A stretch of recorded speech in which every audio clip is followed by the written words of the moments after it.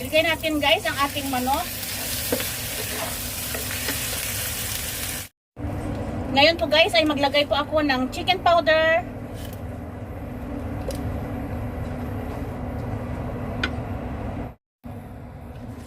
Ayan, nagkulo-kulo na siya guys. Pwede na natin ilagay ang ating carrots.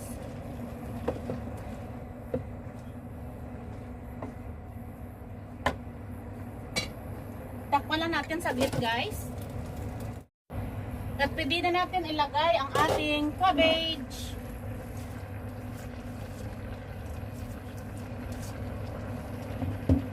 Isabay ko na rin guys itong ating beans. I-mix lang po natin.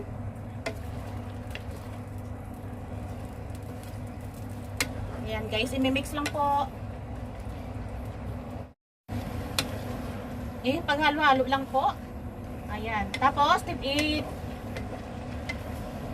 Tapos guys, aton po itong tikman ang ating lasa.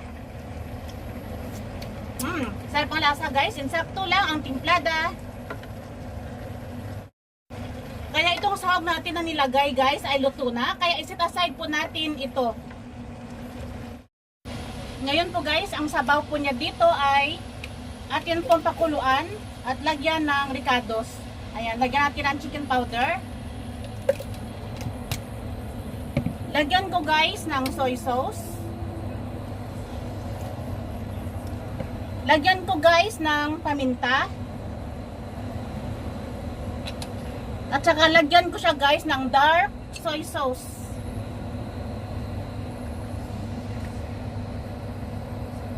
Ay, buhos mo na lang lahat. Ayan.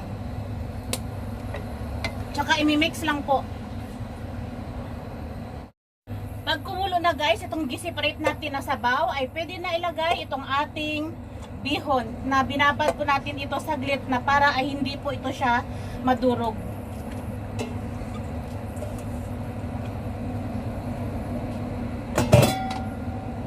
Ayan, imimix lang po hanggang sa maluto itong ating noodles.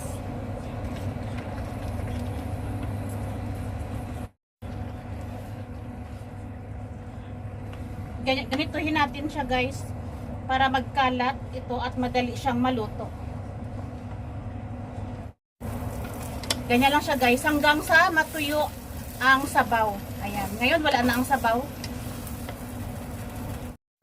Ang kalahati po nito guys ay ilagay po natin.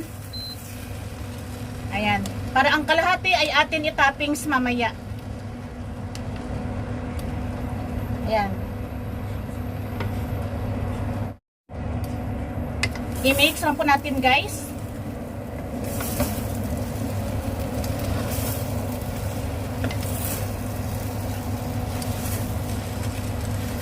I-mix lang hanggang sa mahalo ang ating mga ricados.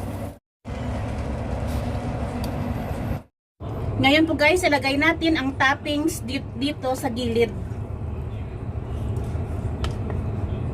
Ayan, luto na ang ating noodles na may merong sotanghon. Ito na guys, ang ating finished product. Ang ating fried noodles. Ayan. Thank you for watching guys. God bless. Bye-bye.